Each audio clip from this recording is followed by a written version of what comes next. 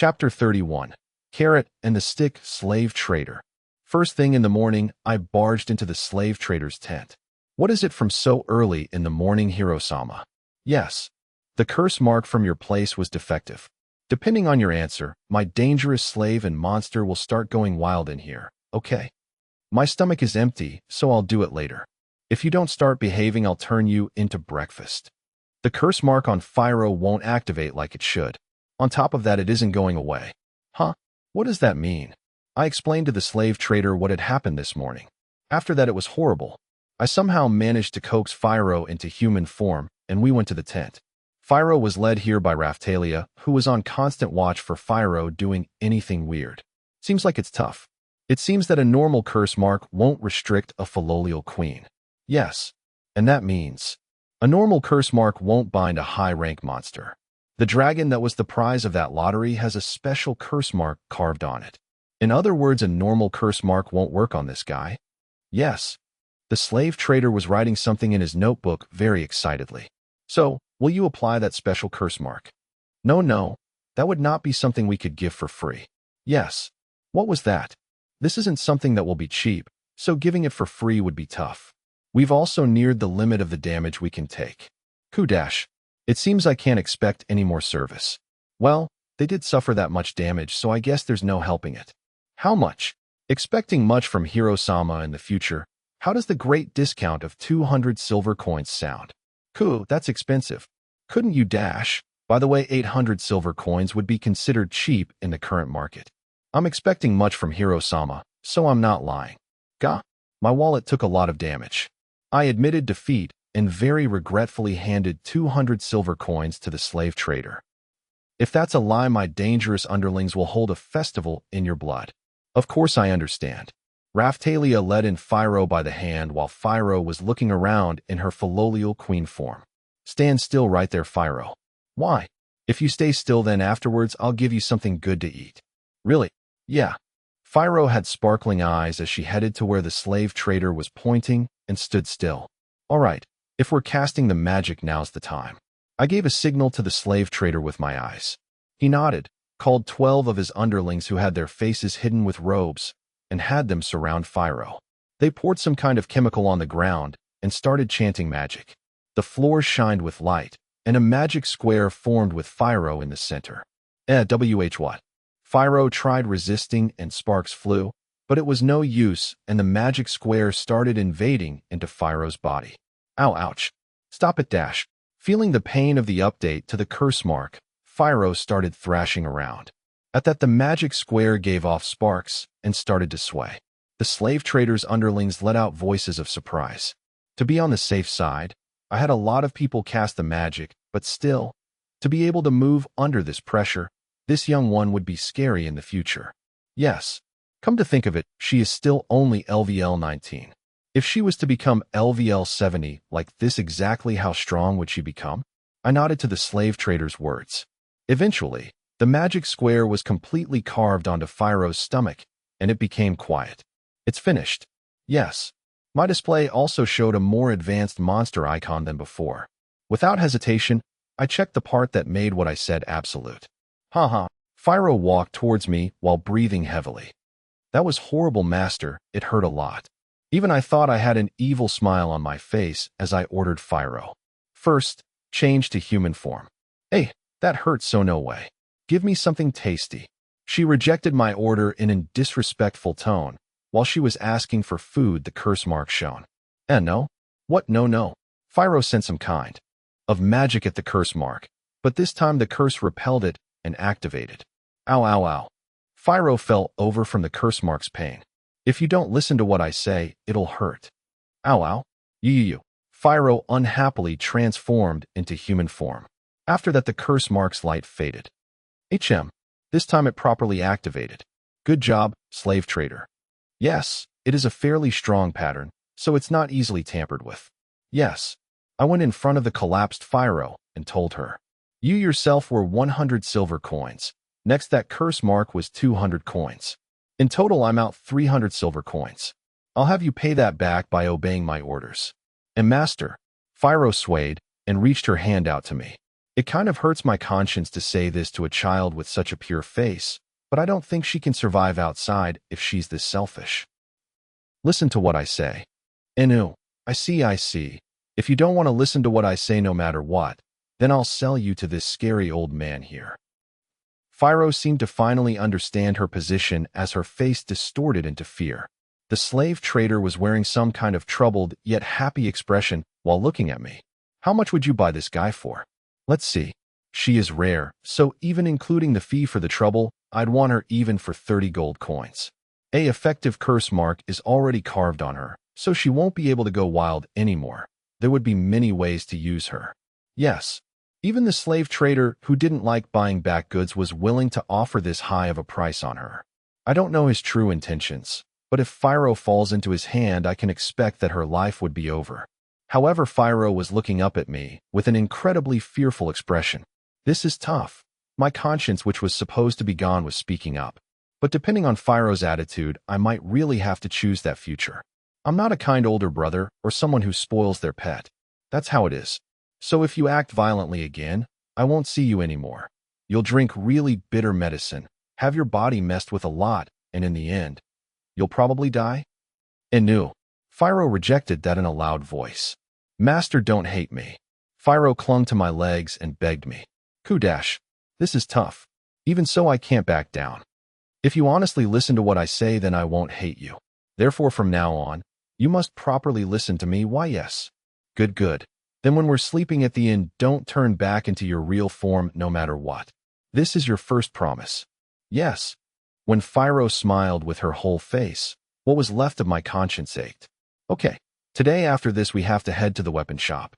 As I moved my gaze from Phiro, I saw the slave trader smiling with an unbelievably amused expression. Such a wonderful and evil method. It sent shivers down my spine. You truly are the legendary hero of the shield. I feel like his way of praising me was off, but complaining about it doesn't seem right either. And, beside him, Raphtalia was also looking at me with a difficult expression. Naofumi-sama, wasn't that a bit too? If I don't do this, then she won't listen to me. Even you were like that at first, right? At my reply, Raphtalia nodded. Now that you say that, I was. Selfishness has parts where it can be forgiven and parts where it can't. After hearing her master's, true thoughts, she couldn't challenge them. Carrot and stick, right? I understand. Yes. I wasn't talking to you, slave trader. Also, don't just decide you understand me. I guess I caused you a lot of trouble. If that's what you think, then please, take and raise a fillolial that we prepared so that it would be easy to use dash. Now then, we still have places to go today. We'll be leaving now. Add Hiro-sama's strong will that keeps from getting caught up in our pace as much as possible. I hold true feelings of respect. Yes. With this, we ended our discussion and left the tent behind. Previous chapter, next chapter. Chapter 32. Reward. Phiro was wearing my mantle as we head to the weapon shop. Old man. Hey lad. The old man waved as we approach. Naofumi, did something happen? Old man, yeah. Wait a moment. The old man closed the weapon shop and guided us. We arrived at the magic shop where I received the magic book. Magic shop SK. Oh my.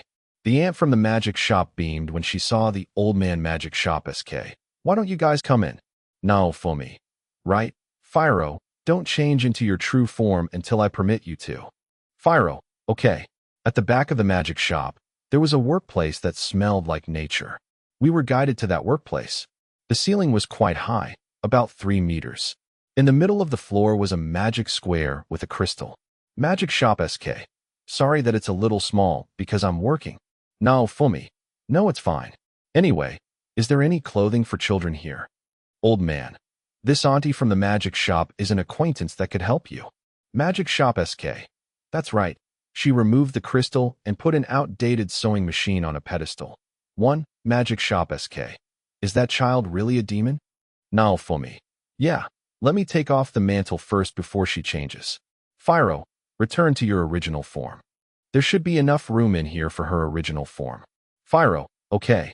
When I gave the command, Phiro removed the mantle and returned to her original form. Magic shop SK. Oh my, oh dear. The magic shop auntie looked up at Phiro, who had returned to her fillorial queen form, in surprise. Phiro, is this all right? The scene was very strange as Phiro's voice contrasted greatly with her body. Even though this was a fantasy world, it was still weird. I looked towards Raphtalia. Raphtalia, what is it? No, Fumi. Nothing. That reminds me. Raphtalia was also a demi-human. Now that I think about it, if it was the past me, I would agree in regards to Motoyasu's behavior in trying to attain a relationship with her.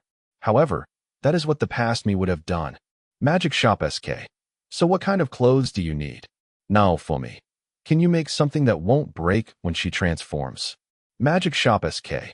Strictly speaking, I'm not sure I can make clothes. No, Fumi, what? Magic Shop SK. Hiro-sama, what do you see? No, Fumi. Magic Shop. And a witch. Magic Shop SK. That's right. I only have some knowledge on transformation, though I don't really know what is considered common sense in this world. But I know that witches can transform into animals. Magic Shop SK. Oh my, it takes a great amount of magical power and a very troublesome procedure to transform yourself into an animal. Wouldn't it be bothersome to put on clothes every time you transformed? So it seems it was possible for witches to transform. The auntie answered while working on the bobbin. By appearances alone it resembles a sewing machine from my world. Magic Shop SK. It would be fine if she transformed at home, but if she does so in a crowded place, it would be pretty serious. No, Fumi. Yeah, that's right. That's why Phiro's clothes are my main concern. Walking around naked would stand out. Magic Shop SK. Therefore, it would be best if the clothes can be automatically worn when she transformed and stored safely when reverting. No, Fumi. I see. True. If the clothes just disappear after she reverts back, the problem would be solved. Magic Shop SK. There's a technique passed down by a certain demon category of the demi-humans that is able to deal with this problem. A famous example of a clothing incorporating this technique is the vampire's mantle. 2.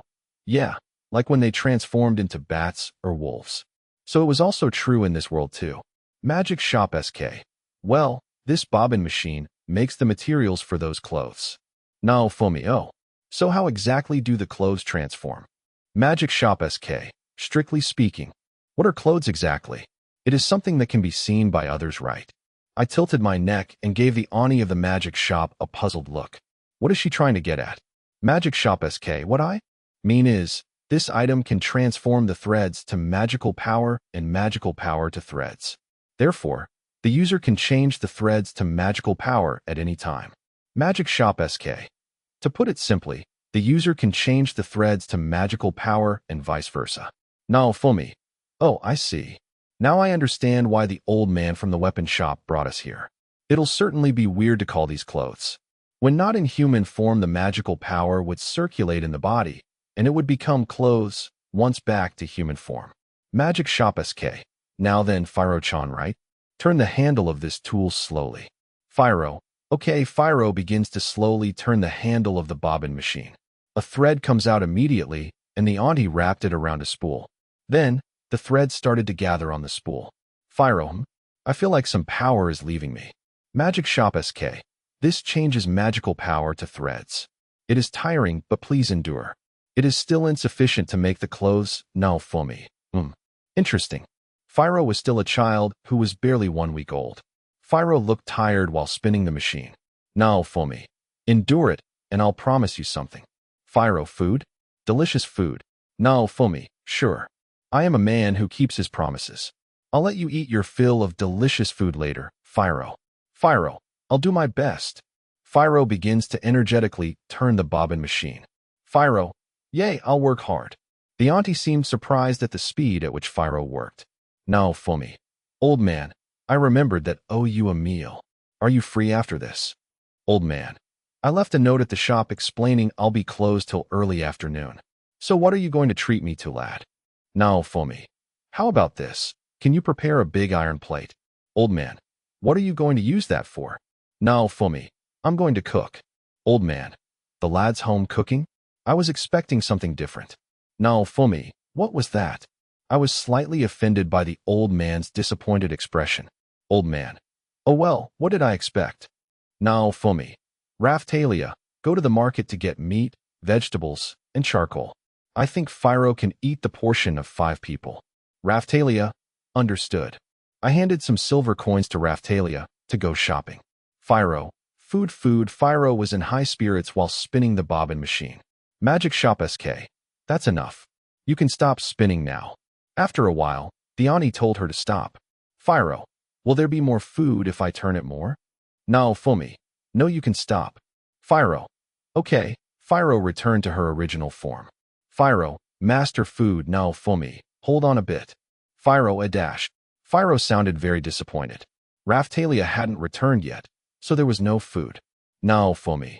When we leave the shop, return to your human form. Fyro. Okay, do you really understand?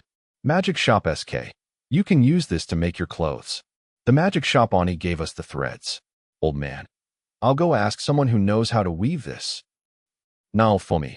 I have high hopes for that fellow. Fyro, let's go. Magic shop SK. What should I tell the young lady who went shopping? No, Fumi. Tell her we'll be waiting at the gate leaving town. Magic shop SK. Understood. Following the old man from the weapon shop, we left the magic shop. Magic shop SK. As for the fee, I'll be sending it to the weapon shop. No, Fumi. How much would that be? I asked a little anxiously. Magic shop SK. Making the magic string? Because the crystal is expensive, I'll charge Hiro-sama 50 silver. Damn. Why is Fyro so expensive? In the future, we need to be careful with her clothes. It was like wearing money.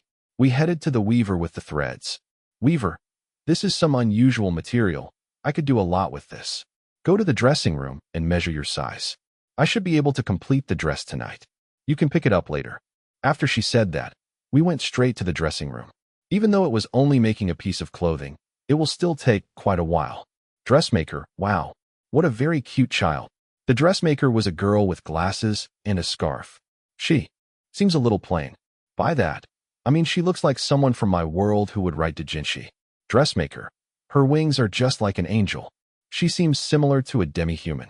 Well, enough of that. I'll work on your order now. Now, Fumi, is that so? The old man puts a hand on my shoulder. Old man. Bird demi-humans usually have the hands or legs of birds, or features of a bird in other parts. But this child only have wings, so it's very wonderful. Fyro. Fyro tilted her neck while looking up at the dressmaker. Now, Fumi, this fellow is a demon that can transform into a human. When she reverts to her true form, her clothes break. Dressmaker. Interesting. So that's why you need clothes made from magical power. Her glasses gave off a dangerous light. As I thought, this girl reminded me of an otaku. I felt a little nostalgic because I had an acquaintance selling doujinshi within a circle. She would often give me admission tickets for the circle and was quite friendly. Sigh. There was no such thing in a different world. Dressmaker. Because the material is excellent, making a simple one-piece dress may be good. And if she does not receive any impact during the change from magic to clothes, then it would be perfect.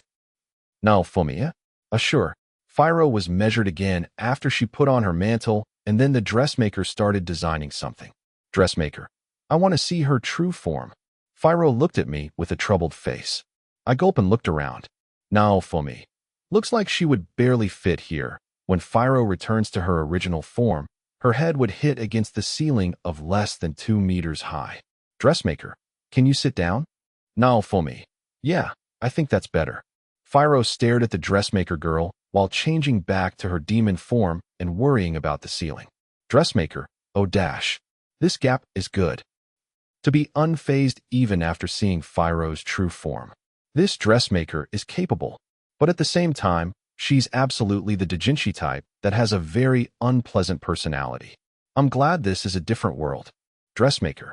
I'll bet that a ribbon will suit her. Fyro's neck size was measured by the dressmaker. Then she went back designing clothes again. Dressmaker. Well, I'm going to wait for materials to arrive. She seems excited while answering. Old man. This fellow is a good craftsman. Now, Fumi, I guess. She's the type to be absorbed in her work and will accomplish it by all means. Old man. Well, looks like everything would be completed by tomorrow. Now, Fumi. That's fast. By the way, how much is this going to cost in total? Old man. I recommended you to this place, so it should be around 100 silver pieces. Ugh. I received a shock. Now, Fumi. Fyro, do you understand? I spent a grand total of 400 pieces of silver on you. I expect you to work diligently. Fyro, okay. Do you really understand? We left the shop with Phiro in her human form. We joined up with Raphtalia, who was waiting at the gate of the castle town. Raphtalia, Naofumi-sama, I bought the ingredients you asked for. Naofumi. Phiro costs 400 pieces of silver. Raphtalia was cheaper. Raphtalia, please don't say it like I'm a cheap woman. Sigh. Guess I have to live with this. Naofumi. All right, old man, bring the iron plate. Phiro, get a cart and carry it from the weapon shop. Phiro, okay. Old man, all right. Phiro left with the old man for the weapon shop and came back pulling a cart. Why was she pulling it in her human form? An iron plate around the size I had imagined was inside the cart. Naofumi. All right, let's leave the castle town and go to the riverbank near the grassy plains. We arrived at the riverbank. I took out the iron plate, put it on a griddle, and immediately put charcoal under it. Naofumi. Raphtalia and old man, take care of the fire. Old man. Yeah. Raphtalia. Okay. As expected of the old man of a weapon shop, it seems managing fire is his forte. Phiro, what about Phiro? Naofumi. Be on guard so that balloons won't approach us. Phiro, okay. I had Phiro, who was curious on what we were doing for some strange reason, do something else because she is likely to mess up at the chores we were doing. I cut the meat and vegetables that Raphtalia brought into appropriate sizes and put it near the grill. Old man. Lad, the charcoal is ready. Naofumi, yeah. Raphtalia and the old man had already heated the plate as per my instructions, so I just put the fatty meat onto the grill for the oil. Then I spread out the vegetables and meat so that they aren't directly on top of the fire. Old man, you sure are skillful. I used a stick and a knife to turn the meat and vegetables so they don't burn. Naofumi. Well, this should be fine. Yup. Today's lunch is a barbecue by the riverbank. Phiro's reward. Naofumi. Phiro, it's ready. Phiro. Okay, Phiro was already drooling from the smell when she took the skewer I handed her. Phiro, yay. This is delicious. Phiro started throwing meat and vegetables that were just cooked into her mouth. Naofumi. Hey, don't eat everything. This is for everyone. Phiro. Mfk. Phiro nodded while stuffing her mouth. Do you really understand? Naofumi. Well, no matter. Raphtalia, an old man, go and eat. Raphtalia. Okay. Old man. Sure. I put the meat and vegetables onto some leaves and handed it to Raphtalia and the old man. Oh, this is delicious? I'm surprised grilled meat tastes so good. Raphtalia. For some reason, the dishes that Naofumi-sama makes are strangely delicious. Naofumi. I'll take that as a compliment, old man. I'm not flattering you. Why does it taste so good? The old man looked at his plate with a puzzled expression. Naofumi. It's probably because of the cooking skill from my shield. Old man. The power of the shield? Naofumi. Well, at least I think so. From the corner of my sight I see, barbecue is now available. Quality. Good dash, great quality. To think that such a strange icon would exist. Old man. That's quite a mysterious shield. I'm envious. Naofumi. I can't take it off, so it's quite inconvenient. Not to mention the non-existent offensive power. Oh right. There was the special effect from the bee needle shield. So now I can use the shield of the needle to attack enemies.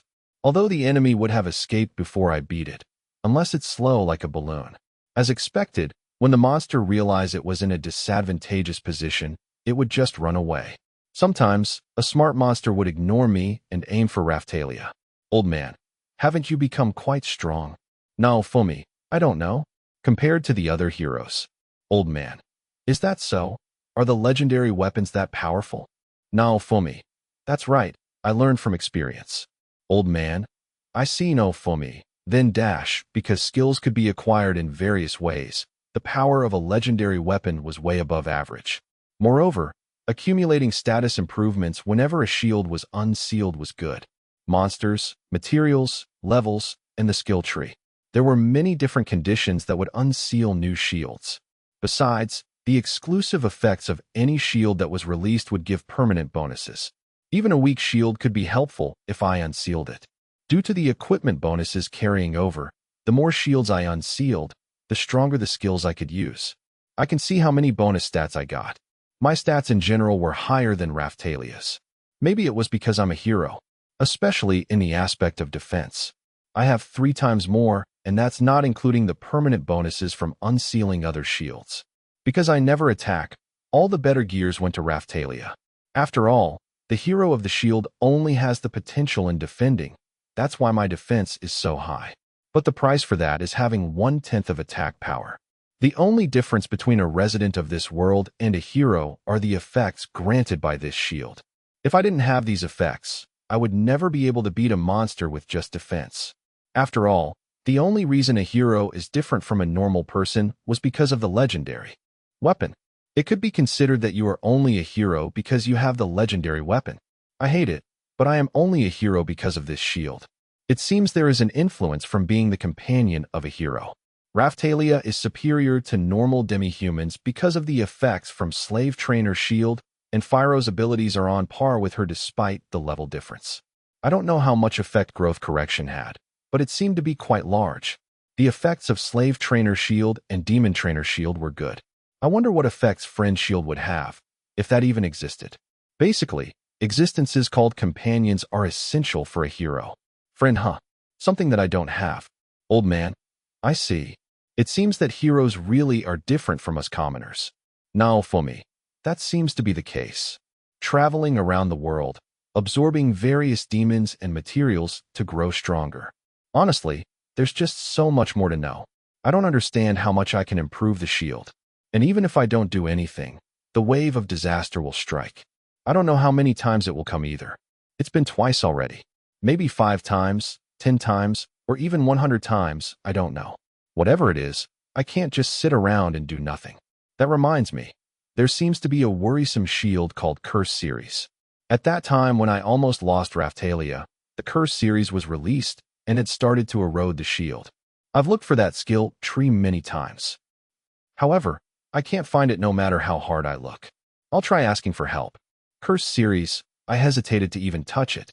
I had only written that sentence. But when I checked it many times, I felt a shock, and the letters change. Curse Series. The Curse Series bestows power, but consumes the user. Hero, do not use it therefore. I decided to stay away from this topic. When I need it, the power will appear. This shield seems to have many limitations. Fyro, Master, there's no more meat now for me. What? When I looked, there was no more meat. Everyone had already finished eating the stuff I prepared. All that was left were vegetables. Fyro, is it already over? Fyro still wants to eat more. Now for me. Well, go to the forest and catch 5 usaparu. I'll cook those too. Fyro, okay. Fyro rushed to the forest at full speed. Old man, oh man, that was delicious.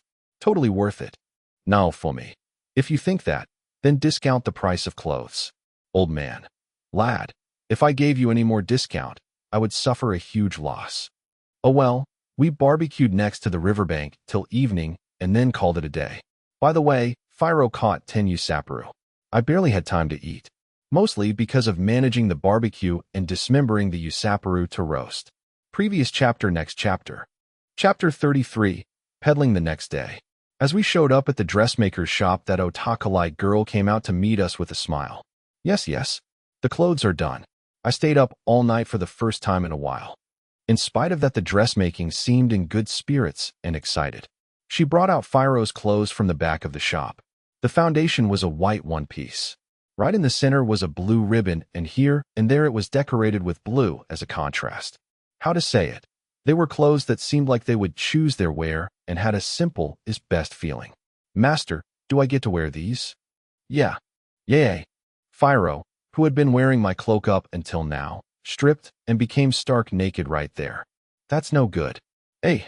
Raphtalia put a stop to that and led her to the back of the shop. I waited inside the shop for Fyro to finish changing. All right then, change into your monster form. I heard that sales clerk's voice coming from further in the shop. Why? If you don't, then that ribbon will bite into your body. No, she was weirdly saying something scary. I got it.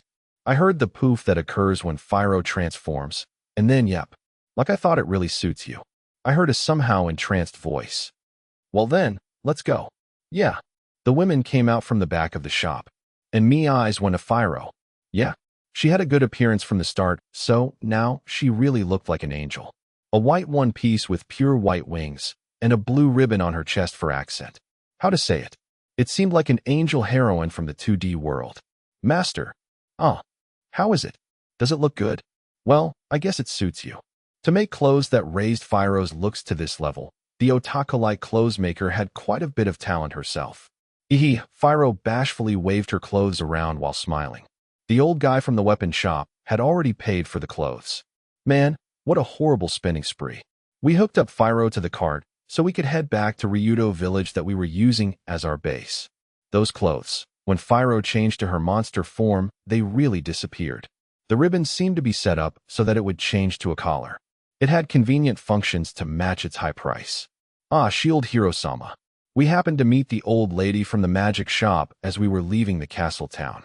Are you heading to Ryudo village? Yeah. I also have a little business there. Would it be all right if I rode along with you? The old lady proposed with a smile. Well, we are heading there anyway, and we caused her a lot of trouble, so turning her down didn't seem right. It's not a very smooth ride, is that okay? Yes. Raphtalia was already looking out far away to fight her motion sickness. Well then, excuse me. The old lady from the magic shop got onto the cart. Okay, Fyro. Let's head forward without speeding up too much. Okay. The people passing by looked at Fyro with surprise. I guess talking monsters are rare. The cart advanced at a good pace. Man, I really felt how busy these last few days have been. Well, we are usually busy, but it's been particularly busy. Piling all of that onto Fyro doesn't seem quite. How is it going? Are your magic studies advancing? You. The old lady from the magic shop hit a painful spot. Truth be told, I can't really say it has been advancing. Telling her that it will be fine if she just gives me a crystal ball also won't work. She made the thread for Fyro's clothes cheap, so it's hard to complain. I came from a different world, so I still don't understand the writing. Is that right? I'm sorry. The old lady apologized like she really felt bad, so it made me really regret that I hadn't studied enough. I repay what's done to me, whether it's something good or bad. That's why I wanted to repay the old lady's goodwill. I need to learn as much as I can. I don't have the same knowledge as that *TTY hero. Precisely because of that, I need to continue studying.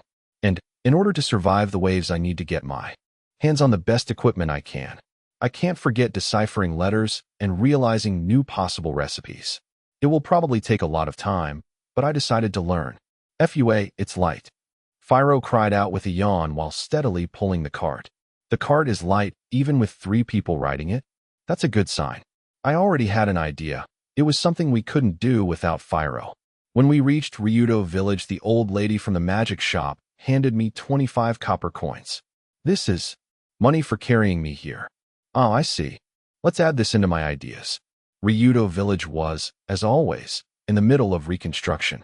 As we showed up at the inn, the owner came out to meet us himself. For now, I apologized for the chimera meat. He saved me by giving in and saying that what's gone is gone. All right, next let's head out and work on fixing Raphtalia's motion sickness while transporting lumber. In order to make up for the meat, I promised to help out with the reconstruction. It wasn't a lot, but he also said he would pay me. Raphtalia made a sulky face. Well, she's working on overcoming something she's bad with, so I guess that's a given. From here on, our main mode of travel will be Fyro pulling us on the cart. Get used to it. Why yes. Okawet, Fyro, you're the one pulling it. Yep. Philolials really do seem to like pulling carts. Fyro's eyes were shining like crazy. Are you thinking of something? Yeah. From here on, I think we'll start peddling. Peddling. We don't have a huge selection of goods, but I guess our main item will be medicine. Also, we can work as a taxi. I want to do as many things as possible. Okay. Raphtalia didn't seem to really take to it. Well, I myself can't predict whether we'll be successful, but it's about time that we'll have to go to a lot of different places. Since we have a cart, there's no sense in wasting it. That's how it is. Since we're working as a taxi, Fyro will have to run at top speed while pulling the cart. If you don't fix your motion sickness, I'll be troubled. I understand the reasoning, but don't worry. I know a place where it will be harder to get motion sick. We'll start by getting you used to it while you're there. Does a place like that exist? Yeah. So, before starting today's job, I had Raphtalia ride in the hard-to-get-sick spot on Fyro's back. It would be good if it was Master, but why do I have to carry One-chan on my back? Fyro mumbled as Raphtalia rode on her back. It's the same for me. This is pretty embarrassing. It felt kind of weird that Raphtalia was riding on Phiro, who now had an owl-like body. Is it too hard? No, it's easy. I might have been since it was close to her original form, but it seemed there was no problem on Phiro's end. Okay, let's go. Yeah. Phiro started pulling the cart while Raphtalia was riding on her back. It should have been pretty heavy, but the person herself said it wasn't. During that, I started reading an intermediate recipe book while translating it. Bump, bump, bump, bump. The sound of the cart made good background music while I was concentrating on an obscure language of a different world when, bump, bump, yuan. It caught my attention, so I looked towards Phiro, and for some reason she had changed to her human form while still carrying Raphtalia. Raphtalia had been calling out to me with a troubled face. I heard the sound of the surrounding adventurers whispering to each other while pointing at us. Don't do stuff that will cause weird rumors. If the weird rumor that I was forcing a slave girl to ride on another girl's back while she was pulling a cart spread, then my reputation, which had finally become good, would become worse than ever. A dash. When you're pulling the cart, don't change to human form. Okawe, Phiro looked unsatisfied as nodded and changed back to monster form. She was probably bored. Raphtalia seemed like she hadn't gotten sick yet. Then it should be okay to make it a little rougher. All right, then let's speed up. Yay. At my order, Phiro's tension rose as she nodded and took of running. Bump, bump, bump. The wheels of the cart made noise as they spun. Whoa! Raphtalia let out a surprised voice and clung to Phiro. Well, we'll probably get to our destination pretty fast. Previous chapter. Next chapter. Chapter 34. Journey on Carriage. HRM. Have we arrived? We arrived at our destination. I looked at Raphtalia, who was still kind of collapsed, and let out a sigh. It seemed like she was doing better than before, but high speeds were still the tough for her. We got to the cabin. Phiro, who looked like she still hadn't run enough, stopped the cart and shook her legs. Raphtalia swayed back and forth, looking like she didn't feel well. Okay, let's start loading the lumber. The lumberjack came out from the cabin and helped us load it onto the cart. I also helped him with his logging process. Due to the shield's skill, the quality rose. For a while, we worked on getting Raphtalia used to cart travel while transporting lumber. My shield also reacted to the lumber, so I absorbed that while I was at it. Kypress shield unlocked. Reseeder shield unlocked. Kypress Cypress shield ability unlocked. Equipment bonus. Woodwork skill 1 Reseeder shield ability unlocked. Equipment bonus. Beginner woodworking recipes. Both of them were wood shields. It seemed that these two trees were the main source of lumber in this world. Kypress had a strong scent similar to cypress trees in my world. Reseeder looked similar to cedar, but it was odd because each time the grain of the wood was different. Well, that doesn't really matter. A few days later. Bang, bang, bang. In order to turn the cart into a carriage, I toiled away with a wooden mallet. Thanks to the woodworking skills one I unlocked the other day, I was able to guess at what to do to improve its performance. I added to the frame above the cart. Now I just needed to stretch a thick cloth on top of it. Ryudo Village's reconstruction was progressing well. It had gotten to the point where they should be fine even without our help. The villagers had also seen me changing the cart into a carriage and helped me with it. All right, that should do it. We finished it. The villagers who had helped me finish the carriage celebrated with me. A Philolial is going to be moving it, but it's still a carriage. Well, whatever. Thank you for helping me with this. No. Hiro-sama helped us in a lot of ways. We are sorry that cannot help you with more than something like this. The villagers, they had a good smile on their faces while they were helping me. Even if I had saved their lives, I can't take advantage of their kindness. However, right now I'll just honestly accept their gratefulness. I'm happy that you say so. Were you going to start peddling? We're really going to be more like a jack of all trades. We'll go from village to village, city to city, selling goods and transporting luggage and people. Right. It seems that, as should be expected, the idea didn't hit off with the villagers. Well, from how Motoyasu talked, it's true that it didn't seem like something heroes would do. Even I wasn't sure of how successful we would be, but we have Phiro, so we should use her. Wow. The cart turned into a carriage. Phiro, who had been playing while in human form, was surprised at how big the cart had become. Am I going to pull this? Phiro asked with her eyes sparking. Yeah, that's right. From here on you're going to pull this carriage and run around the kingdom. Really? Phiro's voice rose with excitement. Though I would think that pulling heavy things around was a terrible job, We really are going to do this, aren't we? Raphtalia muttered gloomily. Raphtalia, who still hadn't completely fixed her motion sickness, seemed like she couldn't get on board with the idea of traveling in a carriage. You'll get used to it eventually. Be patient until then. Okay. I faced Phiro and, over, made sure she had it. Phiro, what's your job? My job is to pull the carriage to wherever Master says. Yeah. And if I see that guy with the spear, I should kick him. That's right. The second part is wrong. What does that mean? Raphtalia seemed to think something was weird and raised an objection. What? Why are looking at me like I'm the weird one? If we see Motoyasu, then we kick him. What's weird about that? If we talk to him each time, it will never end. All right, well then it's time to start peddling. I'll be hiding inside the carriage, so when we get to the first village or town, start selling things, Raphtalia. Right? I understand. Outside of the Ryudo village area, I'm still famous in the bad way, so if I enter into negotiations without care, sellable items won't sell. So I ended up putting Raphtalia in charge of sales and negotiations. Raphtalia's looks will help out a lot with this. Plus, it's not like she's shy. It should be fine to expect her to be a good saleswoman. Well then, let's head out. We finished getting ready, put all our luggage in the carriage, and Phiro started pulling. Ah, Hiro-sama. HM, what is it? The Ryudo villagers were gathering for our departure. One of them, a man who was in his prime and had conspicuously good clothing, stepped in front of me. I am the lord to whom the king has entrusted Ryudo village. Shield Hiro-sama, thank you very much for everything you have done until now. Don't worry about it. This village just happened to be a good place for our base. Take this. The lord handed me a single page of parchment as he said this. What's this? It is a trading permit. It should serve you well if you are peddling. Trading permit? Yes. In this country, when you conduct peddling, in each town and village you must pay a certain amount of money to the residing lord. I guess that's how it worked. Well, I could use my status as a hero to do my bad name, it would just make it worse. You can use the trading permit with my seal on it for this. As long as you have this, you essentially will not have to pay. Please make use of it. Is that okay? Yes. If I were to not offer something corresponding to your actions, I would not be able to face the villagers. Thinking about it, this area is a farming area close to the Melromark Kingdom. It's a convenient route for commerce, so being a lord here means you have need a fair amount of influence and dignity. I caught the eyes of the Ryudo villagers by keeping the damage from the wave to a minimum.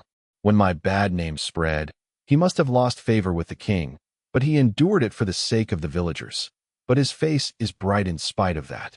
In consideration of your bad name, this will help your business not fail. He was offering it out of goodwill, so I honestly expressed my thanks. Thank you. I'll make use of it. Have a good trip. Yeah, I'll come back. We shall also work so that we may be of help to Hiro-sama's work.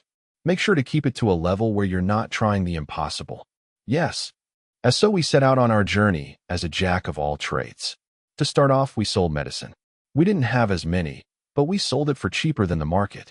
The eyeball worked as a remedy and nutrient supplement. This alone was higher level than basic medicine, so it sold for a high price. And at villages, we bought herbs with our earnings, then turned them into medicine during the trip. Phiro was fast, so in a day we could basically reach the next village, but there were times we would camp in the field. When that happened, we stopped the carriage, made a campfire, and had dinner. Master, there's a space next to me. Let's sleep together. Phiro patted the ground while in her monster form, trying to get me to sleep next to her. It's hot next to you. It seemed like Phiro wanted me to sleep with her. It might have been since I ordered her not to turn into her monster form at the inn, but while in the field, she was even more selfish. Well, in the field there's no one to cause trouble for, so it's okay once in a while, but… Phiro, you must really like Naofumi-sama. Yep, I won't lose to you, Raphtalia One-chan. Why did it go in that direction? Raphtalia's and Phiro's relationship was complicated. They seemed to be on good terms, but also on bad terms. They would sometimes argue. Phiro's just a kid, so I don't know why she gets so worked up. Ah, Raphtalia's. Essentially a kid too. I guess their mental ages are the same. Okay. Hurry up and go to sleep, you two. I'll wake you when it's time to change watch. Ah, you're treating me like a kid again. That's right. Please don't treat me like a kid. That's right. Both Raphtalia and Phiro are all grown up. You definitely aren't really thinking that. Yeah, that's mean, master. We had that kind of stupid conversation and continued with our peddling. Previous chapter, next chapter. Chapter 35. Rumors of our hero. We were about an hour from our next destination, and I was inside the carriage working when I noticed there was an odd noise. It sounded like there was heavy breathing coming from beside the carriage. I poked my head out and saw a man with a frantic expression running with a carrier bag in one hand. What's the hurry? Satisfying your curiosity at a time like this is a secret to getting into some profitable negotiations. Hey you, what's wrong? I need to hurry back to the mountainside village. You need to get to Mountainside Village in a hurry? It seems that his mother had collapsed due to a disease, and the man had gone to get medicine. He was now hurrying back and had caught up to Phiro. Yes, every second counts. I heard the situation of the man who was sprinting at full strength next to the carriage that was thumping along. In terms of distance, it would usually cost about 50 copper coins for transport. Phiro, if you ran at full speed, could you get there fast? If I could run without pulling the carriage, I could get there even faster. Got it. I met Raphtalia's eyes, and she might have read what I was thinking. She nodded. For 1 silver coin, I'll carry you there. The man's expression changed to surprise. But just buying the medicine cost all of my money. I don't mind if it's something that is worth 1 silver coin. Medicine, or even having you pay afterward, is fine. Though if you don't pay, I won't forgive you. In that case. All right, we have a deal. Phiro. Okay. Phiro quickly put on the brakes and stopped the carriage on the roadside and looked back at me. I then rode on Phiro's back and caught up to the man and picked him up. Yo! The man was surprised and grabbed onto Phiro with both hands as she set out at full speed. Raphtalia waved her hand at us from the carriage. Let's go. Yeah. Thud thud thud. Phiro's full speed, even without changing to her weird owl form, was pretty fast. She could go twice as fast as the average Philolial. This is so fast. It's more important to get your mother to drink that medicine right. Don't drop it. Yes. The man went into his house. I followed after him inside. I still hadn't gotten my payment after all. Coming up to it, it was a regular rural commoner house. As I entered inside, I heard someone coughing. Mother, I have the medicine. Please drink it slowly. I walked toward the voice and saw the man trying to get an old woman who had a pale face and looked like could die at any time drink the medicine. What kind of medicine is that? It seemed that it was more effective than any medicine that I knew. Hey, I'll get her to drink it. So why don't you go boil some water and make something that will give her energy? Is that okay? No problem. I'll think of it as part of getting you here. I took the medicine from the man, held the old woman up, supporting her back, and had her drink it. Hopefully the effective medicine skill I unlocked before will activate. Cough, cough. The old woman managed to keep the medicine in her mouth and swallow it down. A soft light rose from her, then faded away. It seemed like it was effective. Looking at her, I felt like the old woman's condition was getting better. Her pale face started regaining color, and the amount of coughing went down a little. Just rest for now. Your son will bring you something to eat soon. The old woman shakily looked up at me and then lied down. Right then, I left the room with the old woman behind and went up to the man. Did she drink it? Yeah, it seems like her condition has settled down too. At my reply, the man looked relieved and the tension left his shoulders. I'll be back later, so make sure to pay me. Yes. I left the man's house, climbed onto the waiting Phiro, and returned to where we left the carriage. After we got back to the village, the man came out to meet us with a somewhat tense expression. What is it? I answered the man while gathering up the goods we would peddle and unloading the items we were carrying for people. My mother's condition is remarkably improving. Exactly who are you? If you don't already know me, then you don't need to. If you did know, then he would probably just think of my bad reputation, and I'm sure he would look at me with distrust. If I could at least get your name. I have no reason to give it to you. The medicine worked fine, right? More importantly, go get me 1 silver coin or something worth that much. Why, yes. The man bought some things from inside his house, food. Well, this seems to be enough. All right then. If we meet again, I'll look forward to your patronage. Yes. Really, thank you very much. The man's face was kind of beaming. By the way, the next time we visited this village, the man's mother had become a healthy. I guess it's going too far to say she had become a too healthy old woman. And so I continued hiding in the carriage, preparing medicine and advancing my way through the intermediate recipe book. The intermediate recipe book was easier to decipher than the magic book, so I didn't have wrestle with it as much. When I finally managed to decipher the remedy recipe, I felt pretty tired. Thinking about, up until now I haven't really tried to study. A lot happened this month, so I forgot about him. But if I manage to survive and meet my brother, it might be good to say something to him. Now, Fumi-sama, we finished our sales here. We arrived at this village a little after noon, and it was now evening. What about luggage and letters to carry to the next village? I've gathered them. I got down from the carriage and loaded the luggage onto it. Luggage that one can entrust to an unknown peddler can't amount to much. It's mostly cheap stuff that they wouldn't miss if it was stolen. Even then, we're earning money, so it doesn't really matter. Like this, we went from village to village, city to city, peddling.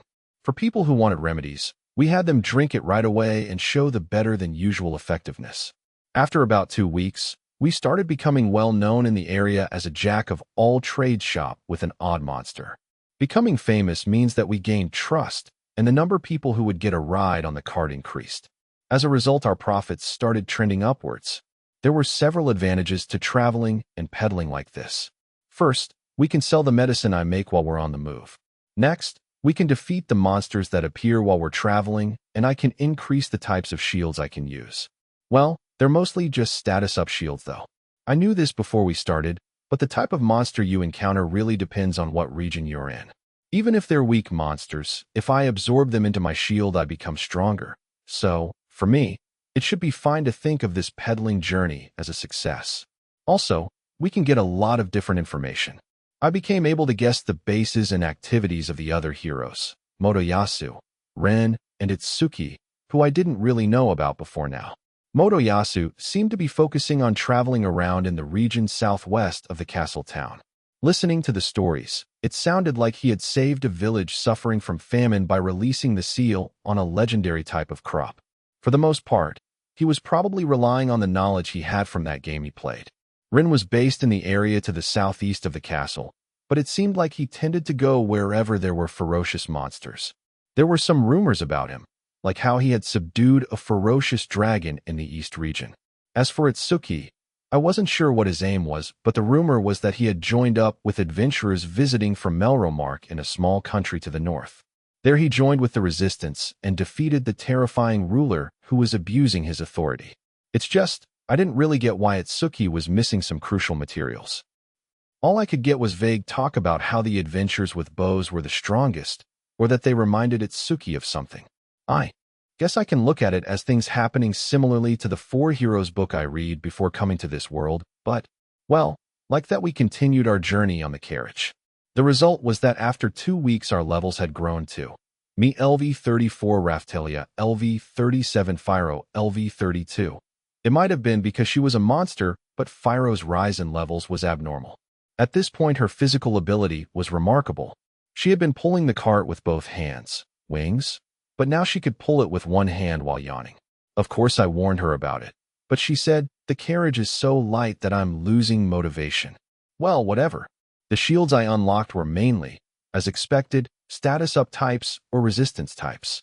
The more notable ones were Pickaxe Shield Ability unlocked, Equipment Bonus, Mining Skill 1 Crystal or Shield Ability unlocked, Equipment Bonus, Crafting Skill 1 I happened to find, as we were arriving at a mining town, a broken pickaxe left by the roadside and a low-quality crystal or that had been thrown away, and unlock these shields by absorbing them into my shield.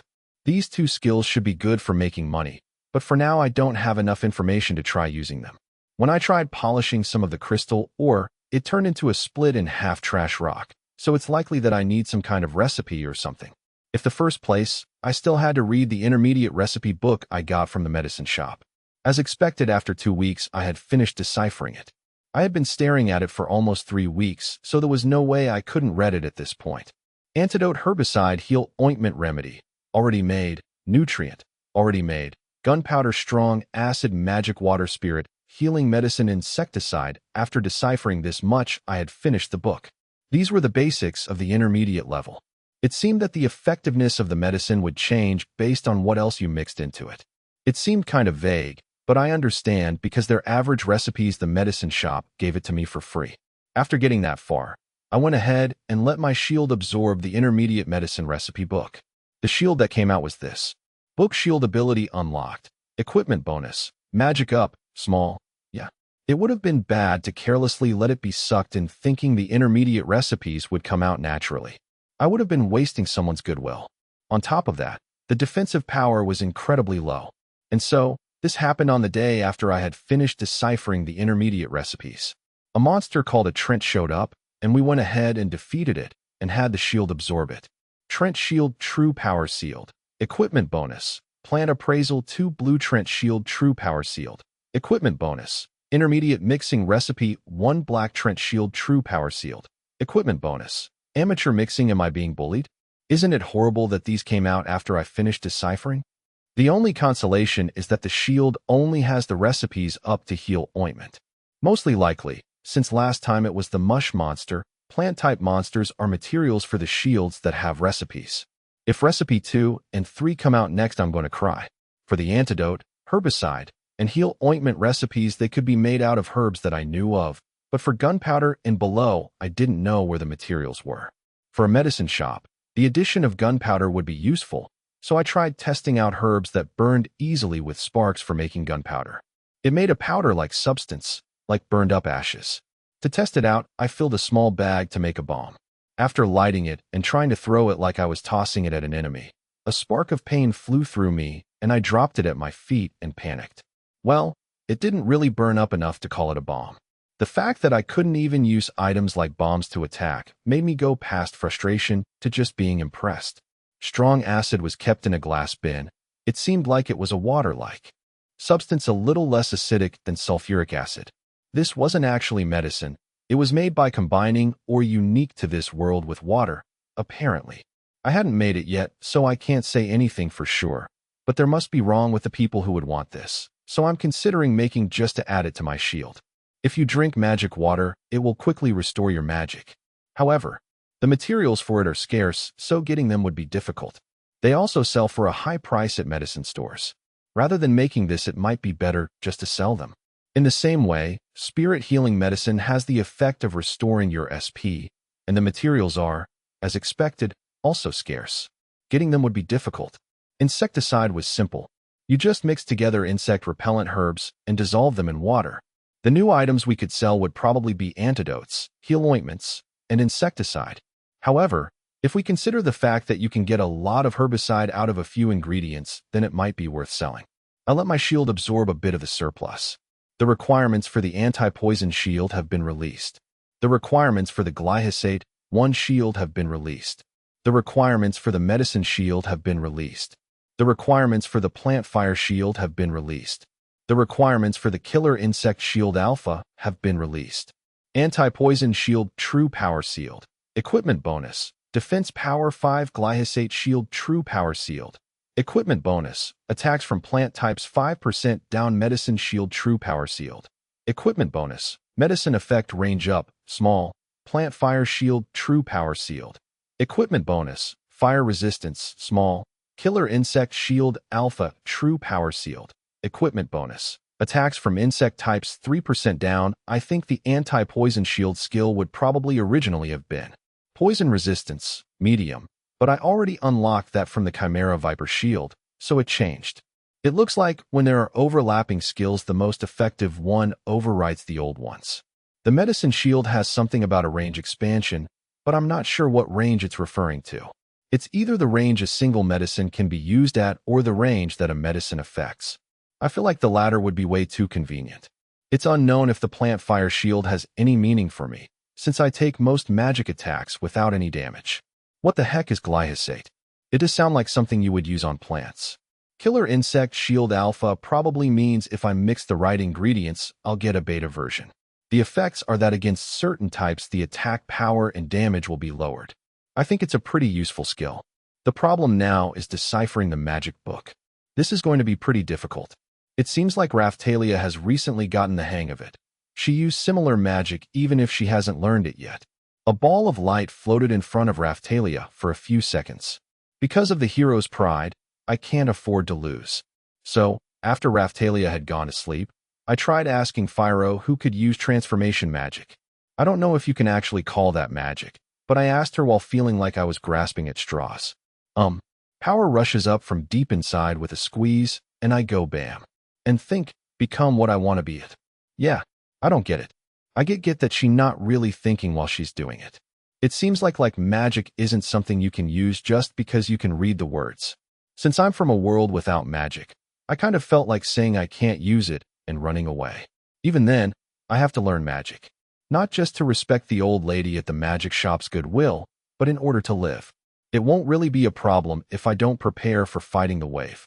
I don't know what will happen on the day of distortion, so protecting the villages and towns in the area is the perfect job for me.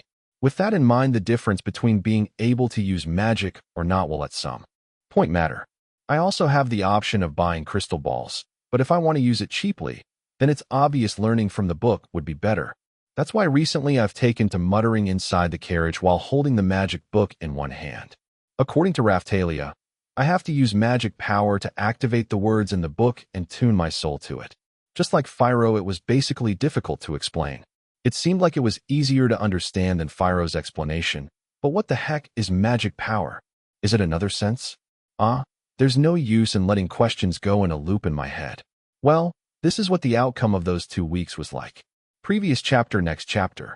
Chapter 36. To take everything but your life. Really, I'm lucky that I was able to get a ride on the Heavenly Bird carriage. Heavenly Bird. That day we had a merchant who said he wanted to go to the next town, so we let him on. You don't know? You are the owner of this carriage, right? The merchant wasn't pointing to Raphtalia, who had been making small talk, but at me. We normally had Raphtalia take on the role of the carriage owner, but that's right. It has become famous in the streets. A carriage with a heavenly bird is going around peddling in various regions while performing miracles. I looked at Phiro from inside the bumping and swaying vehicle. Seems like they're speaking highly of her, even though she's really just a glutton who likes to be spoiled. However, I don't really get what they mean by miracles. Quee. Phiro suddenly let out a strange cry and exploded into a run. I, Raphtalia, and the merchant who were inside the carriage firmly grabbed onto the railing so we wouldn't fall out. Jaya, yasu semeoea. Thud thump, thump thump thump. The wheels were making a noise, so I couldn't hear the situation outside very well. Every now and then Phiro explodes into a run like this. This would be the 4th time since we started peddling. She's pretty whimsical. It's not just us here, so be careful. Look away, I mean. Hugh. We talked in a low voice to keep the merchant from hearing. A talking monster got attention in a way, and it might bring something troublesome. I feel like we're already getting attention, though. As for the merchant, he was surprised and looking towards me. I had heard that it could understand human language, but it's really incredible. I think so too. Thinking about it, it's great that she can understand what we say.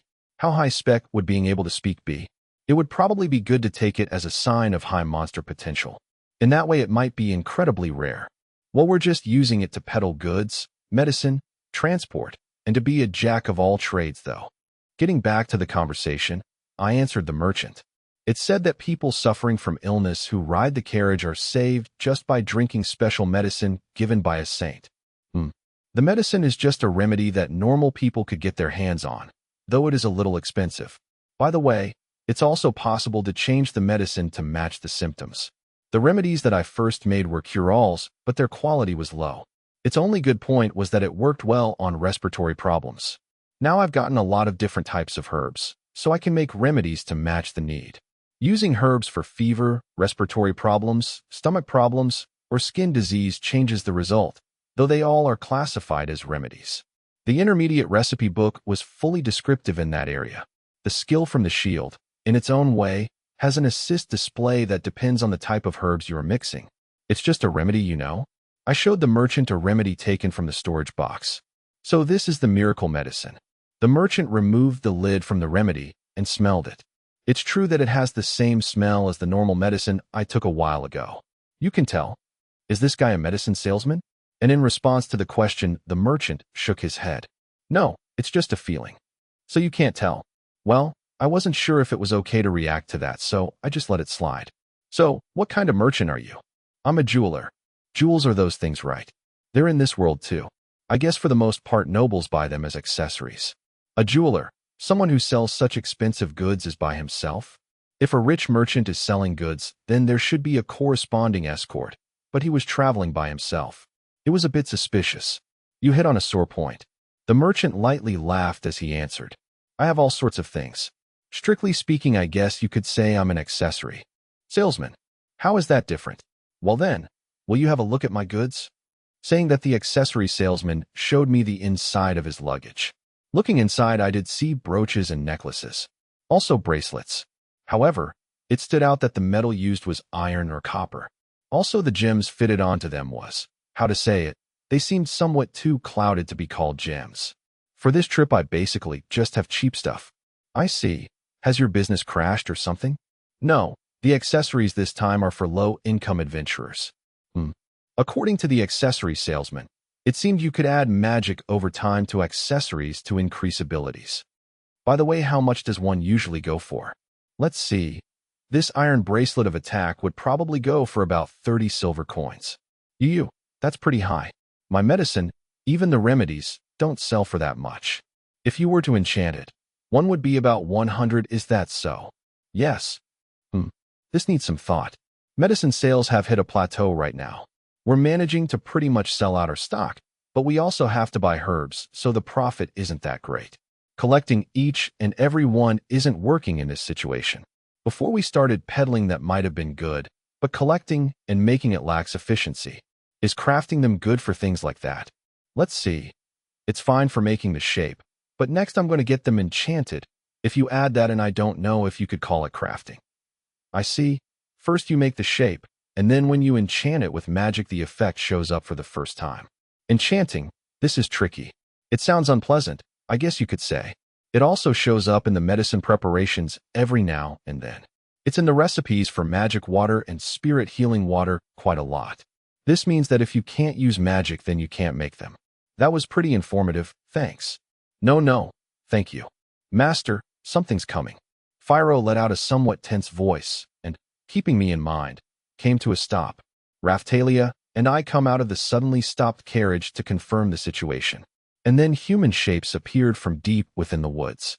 Every one of them was carrying a weapon, and their attitude was the exact opposite of a warm welcome as they came towards us.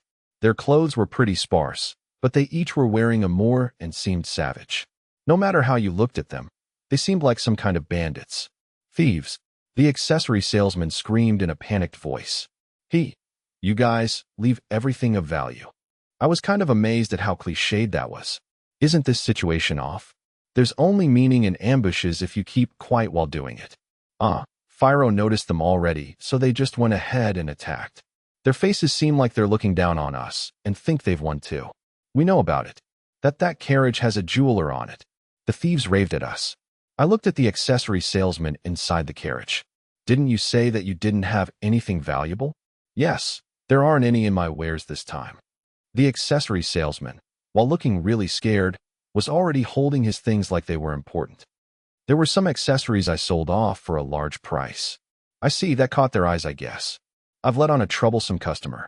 I saved on escort expenses because I didn't think a merchant traveling for personal reasons without any expensive goods would be attacked.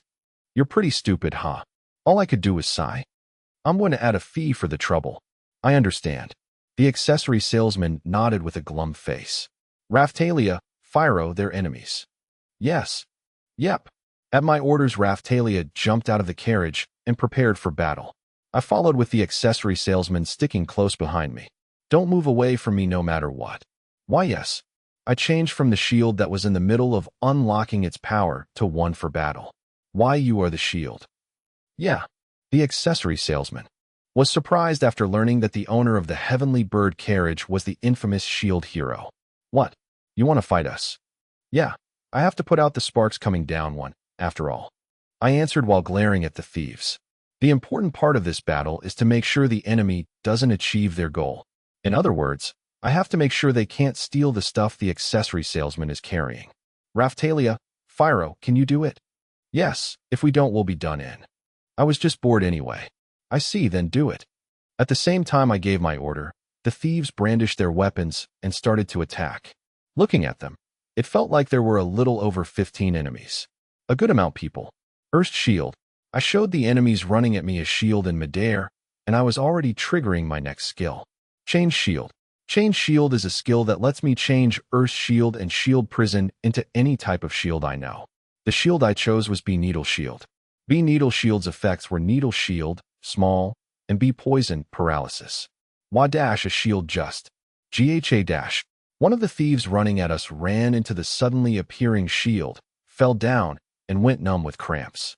I'm glad the effect activated fine. Shield Prison. What's with dash? And another thief was caught in the shield's cage. They each have limited time. Change Shield's cool down time was 30 seconds. Using it continuously was difficult. However, they can shave down the number like this, so the effect is pretty good. About 3 thieves came up to right in front of me. They must have thought I was a stupid escort who didn't have anything but a shield. I stood in front of the merchant and prepared for the attacks. Sparks rose from in front of the shield, and the thieves' attacks were repelled with a metallic sound. It looked like their attack power wasn't enough to overcome my defense power. The shield I had equipped now was the Chimera Viper Shield. The effects were Snake Poison, Middle, and Hook. The sculpture of a snake on the shield started moving and bit the thieves that had launched an attack at me. Snake Poison was a poison attack that reacted to enemies that attacked me. Gwa, ku if it's just Tigaha. I feel sick. The snake poison then poisoned those who attacked me. It didn't have much effect on guys with tolerance. The poison's effectiveness was high. I hadn't tested whether it had an effect on humans, but it looked like it was indeed powerful. I gave orders to the shield's hook. The snake sculpture on the shield lifted up one of the thieves. This hook effect doesn't have an attack power, but its range is 2 meters. It's good for grabbing things or climbing mountains. The thief's movement visibly worsened, and he started to collapse. This guy's the shield hero. A wave of tension ran through the thieves.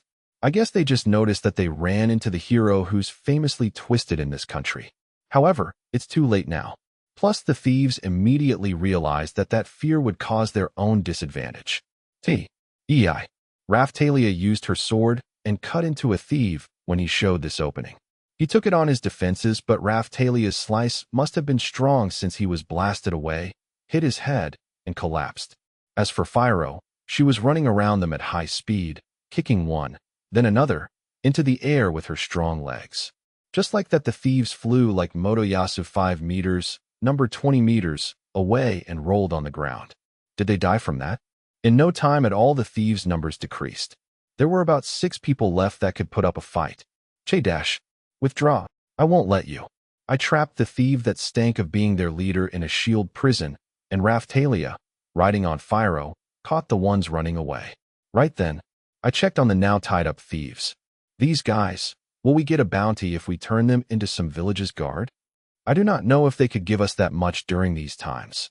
Raphtalia answered with a smile and troubled expression. Do you know? I asked the accessory salesman, but as I thought he shook his head.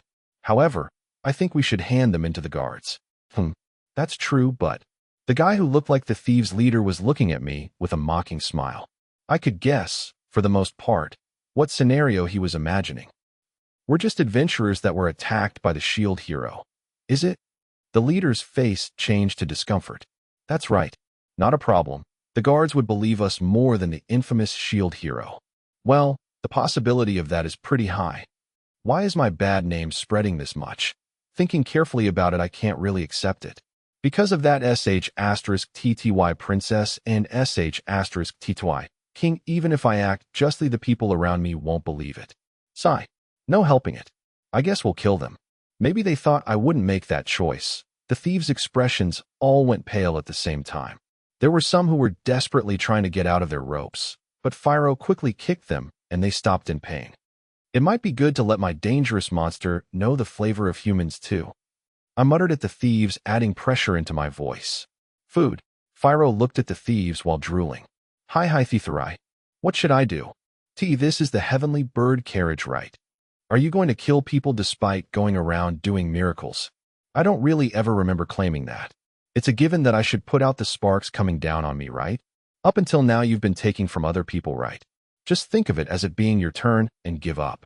Please leave us with our lives. Then give me everything of value and your equipment and tell me where your base is. It's fine if you want to lie, but lying to me means an unpleasant death. If you lie once, then my heavenly bird is going to tear off and eat your limbs one by one, okay? The thieves, while trembling, answered me in a small voice. I might be because I was the infamous shield hero, but it was extremely effective. I got it. Our base is Dash. I confirmed where it was on the map. It's close. All right. Negotiations confirmed. I lowered my hand and Fyro attacked the whole group of thieves with enough power to knock them out. For now, let's take everything of value from them. Oh? This guy has some good equipment. Raphtalia, we'll make this your equipment. Raphtalia was following my orders and efficiently depriving the thieves of their equipment. After this, we'll give the poison guys an antidote and load them on the carriage. Hurry up, we're going to drop in on their base too. Okay, we confirmed that their base was there, and at the same time bond the hands and mouths of the lookouts. And then, after loading the treasure the thieves were hoarding onto the carriage, we left them all tied up at the base. There was a lot of different kinds of treasure. Simple money, food, alcohol, weapons and armor, precious metals, cheap heal ointments, etc. They had quite a bit more than I imagined, so it was some unexpected extra money. It's possible that these guys were a gang of thieves who hid all over this area. How severe? The accessory salesman, who had been half absent-mindedly watching what had happened up till now, looked at me. So, about how much of a fee for the trouble are you going to pay? At my question, the accessory salesman came to his senses. If it's a few silver coins, that would be. I guess I should add more threats. It's your fault that this became so troublesome. If that was enough to settle it, then no one would have to suffer. It was settled that I would receive a part of his accessory goods. I'll keep in mind that if the thieves had attacked me, I wouldn't have gotten off free, and accept it. It seemed like he was deeply moved. The accessory salesman's gaze at me was hotter than before. I felt like he wasn't lying. Okay, I'll offer you my treasured crafting and enchanting, as well as my distribution route. Isn't that a little too much? Even with the trouble, the reward was too large. It made me suspicious instead. It was likely he was acting out of spite of having part of his accessories stolen. No. Recently, thanks to greed like yours, merchants that you can't deal with without trouble and becoming fewer. Aren't there more than enough greedy people? The meaning is different. It's not trying to profit by exploiting people, using them and throwing them away. What we need is someone who can assess the situation and exploit them while letting them live. Using and throwing away. I looked towards the thieves I had exploited and tied up. They might have been doing well since they were wearing good clothes, so I took those along with their equipment, but, although it was what they deserved, it definitely felt like they were people who had had everything stolen. Even though I left them like that, they had tried to steal both our valuables and our lives. However, you compromised and left them with their lives, just stealing all they had. They are those with lives, even though it was a given they would be killed. Compared to what they would do to you, it was the best outcome for them. Well, thanks to my bad name, it was pretty possible that the guards would have believed their claim. There was also the possible they wouldn't, though. They spent their entire fortune to buy their lives from you. You can look at it that way, but also, after they restore their equipment, you can exploit them again when they come to take revenge. The accessory salesman was cruelly smiling. What's with this guy? I'm starting to see him as pretty disgusting. Well, I'll let you off at the next city. No, I'm going to teach you a lot. Until I finish, I won't leave. What exactly does this accessory salesman intend to teach me? I'm worried because he seems oddly motivated. Anyway, like this, we continued peddling with the treasure stolen from the thieves, warming our hearts. It doesn't really matter, but it seems like there was a group of merchants who sold the information that the accessory salesman was riding on our carriage to those thieves, but later it seems they were purged. Previous chapter, next chapter. Chapter 37. Magical study. After that, we continued peddling, and for some reason, the accessory salesman stayed with us. I was getting a transportation fee, so I didn't complain, but I couldn't get why he was doing this. It seems the incident with the thieves made him really like me. The accessory salesman revealed what he was and said that he wouldn't stop lecturing me until he got off the carriage. Incredibly, his objective was to go around and learn the faces of the peddlers invading this area and give a warning to them after riding with them. He was an assassin for the Merchant Association. During that, he saw my quality and wanted to polish me, or something. On top of that, the accessory salesman held quite a bit of power in the association. On the surface, he was kind, but he was famous for not taking disciples or teaching things to others. I found out when a merchant I met later complained to me about it. As for what he taught me, first was how to obtain jewels and things to work them with. The accessory salesman gave me letters of introduction to give to an acquaintance of his at a mine, so I could obtain these. Next was how to work precious metals into accessories. It seemed like there were a lot of different elaborate designs that he was working on now. I myself am an otaku when it comes to drawings, so I had some knowledge for this. When I tried making something that felt like the design, he liked it. He also sold me tools for crafting cheaply. There was a magical tool used for fuel that only existed in this world. It was a magical stone similar to coal. As expected, the shield reacted to it, but it was pretty pricey, so I couldn't go about absorbing it. There were a few things that looked like what you would call rock polishers and burners in my world. They were used to make accessories. He said that it was common sense to take iron or other hard metals to a forge and make them into molds. Well, after doing this much, I was able to make it correctly thanks to my crafting skill. And the main part started here, working on enchantments. As I thought you needed to be able to use magic to do this. I was growling at the spell book in one of my hands after being unable to perform magic when the accessory salesman called out to me. Can you not use magic, Hiro-sama? Yeah, my subordinate said that I have to tune my magic power, but I don't really get what magic power is. I understand. That's what it was. For some reason, the accessory salesman pulled something out of his breast pocket that looked like small and transparent shards and brought them to me. What's this? The fragment of a certain rare ore. It is expensive. You are able to read the language, correct? Kind of, if it's something easy. If you spend almost a month touching on and seriously working with this world's letters, then you'll start learning them. I still can't read difficult wording, but I become able to read easy things. The what's left is just magic practice. If you can just feel the magic, that will be enough. That's something that's pretty difficult, you just said. While thinking that, I rolled the shards he passed me about in my hands. The shards slowly began to glow. It was like, how to say it? There was another hand in myself that I hadn't known about until now, and I guess it felt like it had started to move. There was an organ that had been with me without my knowing it, and right now I was confronted with its existence. That's how it felt. It was like a bird who didn't know how to fly flapping its wings for the first time. It kind of feels weird. In truth, you can feel magic without using something like this, but it seems you grew up without knowing it, so I thought I would test it out. It looks like it was a success. I see. While opening the magic book I had deciphered, I started reading. I felt it as I matched the additional arm called magic with my own arms. The writing started to glow. This was what only I could read, the magic carved into myself. The shield hero gives his power and commands you. Now, read and solve one principle and protect his person. First guard. A target mark floated into my vision. As a test, I tried choosing myself. A pale light latched onto me. I checked my status and saw that part had improved. Oh, it seems you were able to learn it. Then I will teach you how to enchant. The accessory salesman ignored my amazement and started lecturing me. I finally managed to learn it, but he put it aside just like that. And so, from the accessory salesman's lesson, I learned how to enchant items.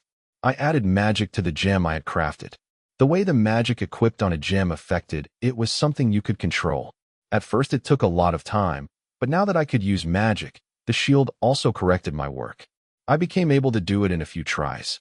For more difficult things, it seemed I could mix in power from other gems or other sources, like taking out the magic from medicine. Well, that is about it for the basics. Please learn the rest on your own and make use of it in your peddling. After saying that, the accessory salesman left the carriage. This is how, on top of being able to prepare medicine, I learned how to craft things. I came to need or for crafting, so we went to the town with the mine that had been introduced to me. That person has recommended you. A man who was well built like a miner looked at me suspiciously, but after looking at the accessory salesman's letter, he was surprised and asked me. This is definitely his seal. But to think that guy who's so strict with money would give a recommendation. What do you mean? Listening to his story, it seemed the accessory salesman was well known among merchants for being extremely cheap. It seemed the miner was suspicious of me who had such a cheap person's recommendation, but after seeing it was real, he was just surprised. Since that person introduced you, it's fine. How much do you want to pay? With this letter, it's very negotiable. Would you let me mine too? Like that, it should be even cheaper, right? Well, if you do that, then you can get it for almost free, but I was interested in the mining skill. I left Raftalia and Phiro in charge of the peddling, and went into the mine carrying a pickaxe. Pickaxes resounded and echoed throughout the cave. It was actually kind of noisy. The air seemed stagnant and stifling. However, I guess it was to be expected from a different world. There were exposed crystals in the wall that emitted watery light. This mine is safe as long as nothing extreme happens. You can dig wherever you want, but the chance of cave-ins is not zero, so please be careful. That makes sense. We went a little further into the cave after Miner said this. He must have been guiding me to a stable area. I slowly raised my pickaxe. As I did, a point on the wall shined with a light in a cross pattern. What? Should I just dig into here? I gave the pickaxe speed and swung it down. With a metallic clang, cracks appeared on the wall. The cracks started crackling and spreading as the wall crumbled. Yua, this wall is really brittle. Huh? The mine was looking at me uncomprehendingly. You broke that hard bedrock with one swing? It was hard? It might have been thanks to my mining skill. After one swing the wall broke, and in no time at all gemstones rolled out. Only, my level must have been low since there were walls that wouldn't break no matter how much I swung at them. Alright, I'll take these with me. Alright.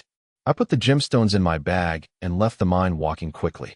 By the way, if I was near the mine, I could dig into the ground with a howl like I was plowing and mine gemstones. It seemed they were unexpectedly easier to find in this area.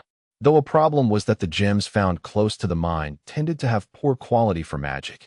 According to the knowledge of my world, in famous places you could dig like you were in a field and gems would roll out. I guess because it was a different world. It seemed like high-quality gems were stuck deep in the earth. You created a ruby bracelet. Quality good dash, high quality is a test. I tried making it, but the materials used were good, so I was able to make a pretty good piece. I'll also try adding magic to it. Ruby bracelet, fire resistance plus. Quality high quality dash, normal UU. Added magic made the quality fall quite a bit. Like this, I also started working with equipment, and my peddling journey continued. By the way, making accessories inside the carriage was pretty hard, so I could only make them before we rested for the night. On top of that, whether it was gems or completed works, even using the shield, my level and tree expansion weren't good enough to alter them. I guess I'm just an expert at selling things. By the way, I was able to sell that bracelet for 80 silver coins after taking 2 days to make it. Just making the ring for the foundation took time. It seemed that the value of gems in this world was less than that of my world. It looked like it was worth it to make new designs to match the fads. It was a somewhat inconsistent theme. It seemed there were always different booms. Even at different worlds, it looked like there were still fads. Or rather, the most expensive gems were the ones I didn't know about. However, thinking about the days it took to produce something was a fine line. Even then, we were earning quite a bit of money. It was a good time to start making full-scale equipment. The conditions for the iron or shield have been unlocked. The conditions for the copper or shield have been unlocked. The conditions for the silver or shield have been unlocked. The conditions for the lead or shield have been unlocked. Iron or shield true power sealed. Equipment bonus. Smelting skill 2 copper or shield true power sealed. Equipment bonus. Smelting skill 1 silver or shield true power sealed. Equipment bonus. Attack power from demon type 2% cut lead or shield true power sealed. Equipment bonus. Defense power 1. The skills I got seem to imply it would be better to leave it to the old guy at the weapon shop. I guess it's not like you can do everything well. The lead shield looked like it had had its skill overwritten due to an earlier shield. I probably won't use this skill. Like that, our days as peddlers continued, and one day this happened. It was just as we were heading to a town in the south. From a reliable source, one of the accessory salesman's acquaintances, we heard that there was a place that wanted a lot of herbicide. From the sound of it, only the speed of the heavenly bird, Phiro, could make it in time. It wasn't like we were merchants of death, but we could get a lot of money. So we headed toward a town in the southwest. Previous chapter. Next chapter. Chapter 38. The reason it was sealed. Hearing that herbicide was in great demand, we hurried to the village. However, even with the speed of Phiro's legs, it took us a few days before getting close to the area around the place. Master, what is it? The plants are amazing. What? Raftalia and I looked outside the carriage. There were vine-like plants filling up the whole area while wriggling. What the dash? Our progress was slow, but we were definitely advancing through the plant-infested area by going over them. Where's the village? Confirming our surroundings, I discovered a place that looked like a refugee camp with people gathering nearby. Fyro, go over there. Okay. We made it to the camp and started peddling. Now then, how much should we charge for herbicide? The must wanted to exterminate those encroaching vines. It made sense. With that situation, I get why the accessory salesman was able to assure that we would make a lot of money. Now then, how much money will this get us?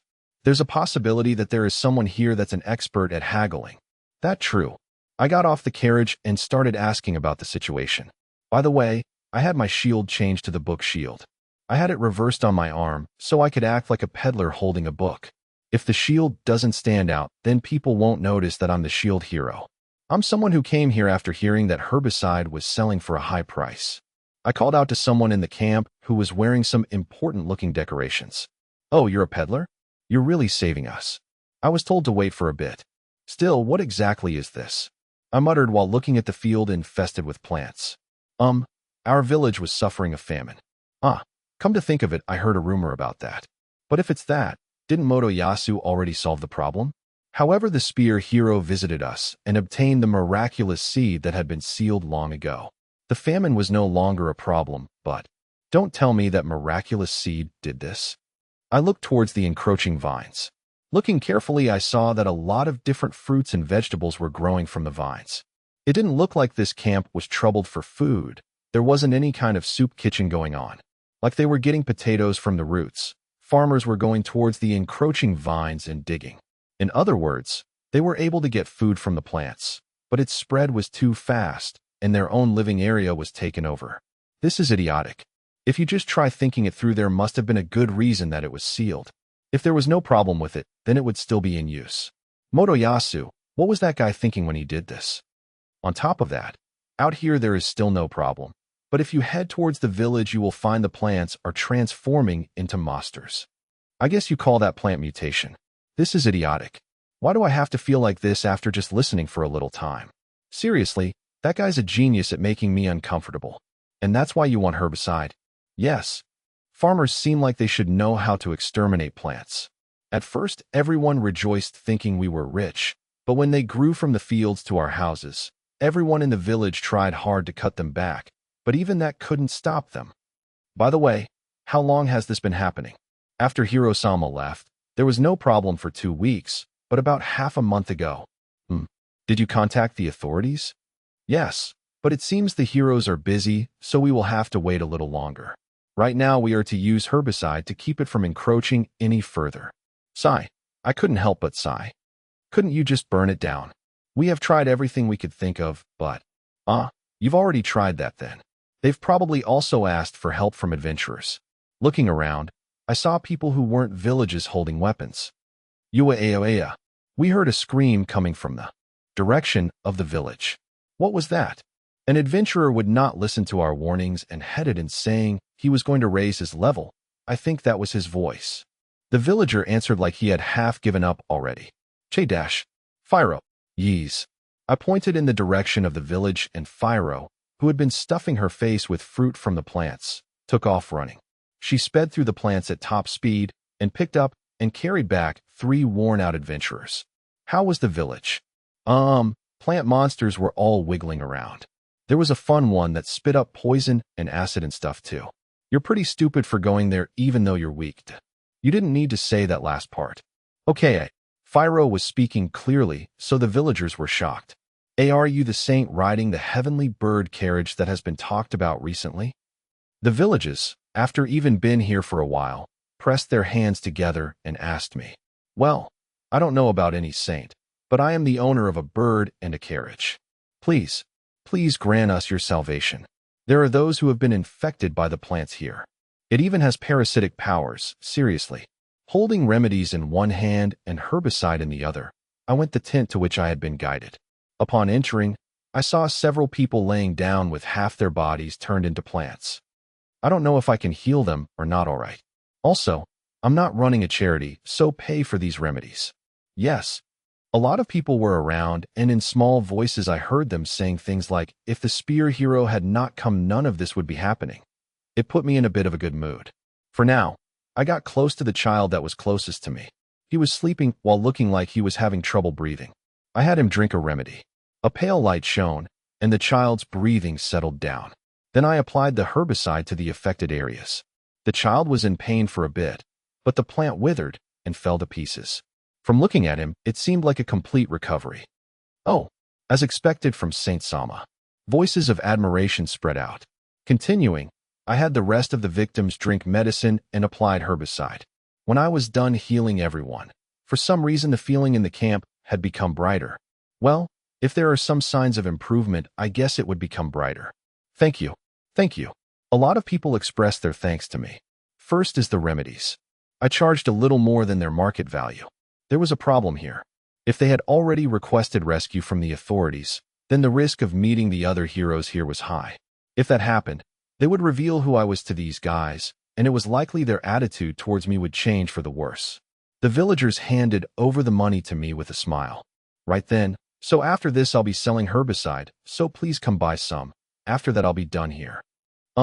Saint Sama, could you not please somehow consent to saving this village? Huh. You asked the country's heroes to do that, right? You. It seemed like all the villages were gathering and appealing to me like they were praying. I'm not a person who can do anything, especially when I have no obligation. I refuse. Please. If it is money, then we will somehow raise it. Payment in advance. Also, whatever happens, I won't listen to complaints afterwards. Plus, tell me what you know about the seal the spear hero broke. At my response, the villagers gave donations from their own pockets, gathering their assets. During that, I gathered all the information I could. Listening to the story, it seemed the plant seed had been sealed in some nearby ruins and protected by a stout guardian. Did they not consider that if it was being protected by a guardian like that, then there might have been some problem with it? I felt a strong urge to point that out, but I held it in. According to the villagers' investigation, it was one of the works created by an alchemist, who long ago had his stronghold here, but he had sealed it. From the descriptions left, it seemed like this area had shortly been ruled by plants. If there's a story like that, then don't undo the seal. Did nobody notice? All at once, everyone averted their eyes. They must have thought it was safe since a hero had brought it to them. It seems this was all the information they could find. And so, while I was talking for a while, the donations were gathering. It was a good amount of money. Since it's payment in advance, they can't back out even if they know my real identity. I got it. Well then, let's give it a try. And then I transformed my shield into the Chimera Viper shield used for battle. The shield hero. Ignoring the villager's voice, I advanced into the vines. Behind me, Raphtalia and Phiro were following. Fixing the bag filled with money on my hip, I walked into the area consumed by plants. Previous chapter. Next chapter. Chapter 39. Plant Invasion Naofumi. Raphtalia, Phiro, be careful. Now then, the enemy is coming with a plant. According to my vast knowledge of medical herbs, the plant in front is quite unique. Various ripe fruits could be found from the vines and potatoes could be seen on the root. That's not all. Apparently, it also has the ability to spit poison and attach parasites to the human body. Is the herbicide even going to be effective? Physically beating it up doesn't seem to be a good plan either. It attacked us with vines as it advanced. Raphtalia, huh? Phiro, yeah. Raphtalia and Phiro each cut down some vines. But we have already been surrounded by them. Might as well try magic. Naofumi. I am the hero of the shield who commands the origin of power. I have read and deciphered a law of nature. May the power of nature defend me. Naofumi. Fast guard. I applied defensive magic on Raphtalia and Phiro. This magic improved the target's defense by a percentage. It is a support magic that shines when the target has high defense. Raphtalia, thank you Naofumi-sama. Phiro. Thanks. The pair thanks me as they continue to decimate the attacking vines. Although we are destroying plants left and right, it's still hard to advance. It's got to be that. To clear a path, we must use some strong magic. I guess our only choice is to withdraw for now. But at least, we'll annihilate the enemies here. There is a high chance that a strong demon is lurking within the village. According to the stories that have been passed down, there is no surefire way to exterminate the plants. Then a full frontal assault would be impossible. There has to be another way. Due to the vines lacking in attack power, my progress should be unimpeded. Naofumi. Anyway, I'll investigate myself first. Raphtalia.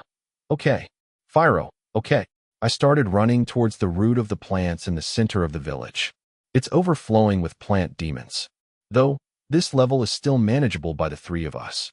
However, I'm quite uneasy about Raphtalia and Phyro's defense. Now, Fumi.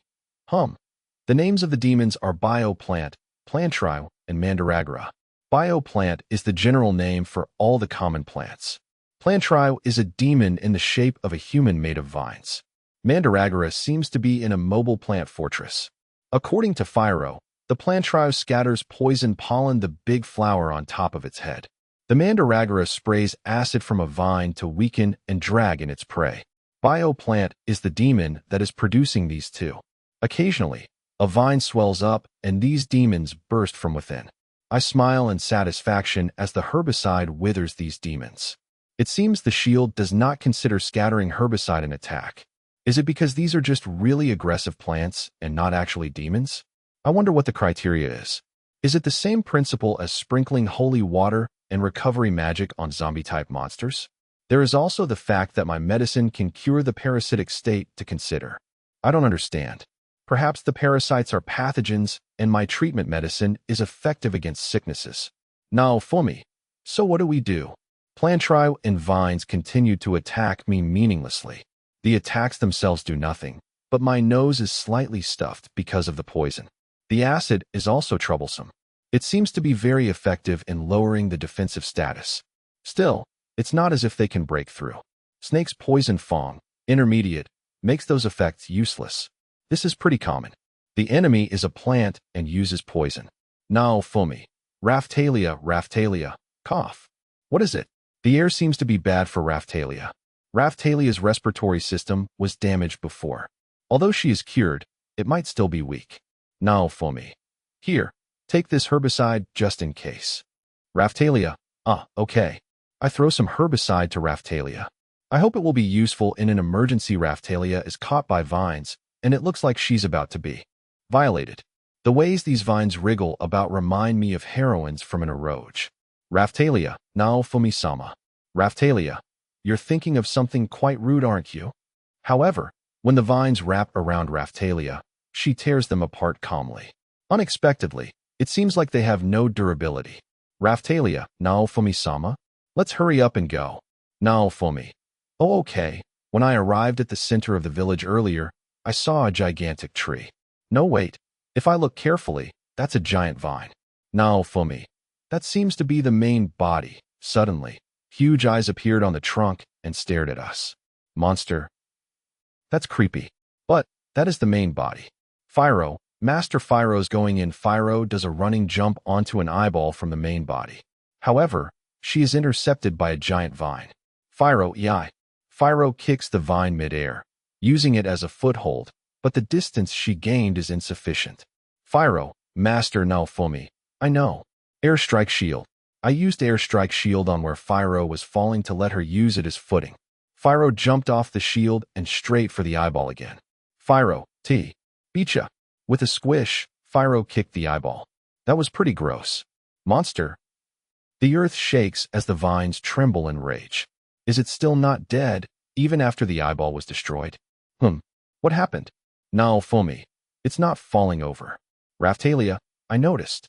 With a grotesque sound, the eyeball regenerated. At the same time, I spotted a plant seed in the middle of the eyeball. Now, Fumi. Raphtalia, Phyro. The main body is within that eyeball.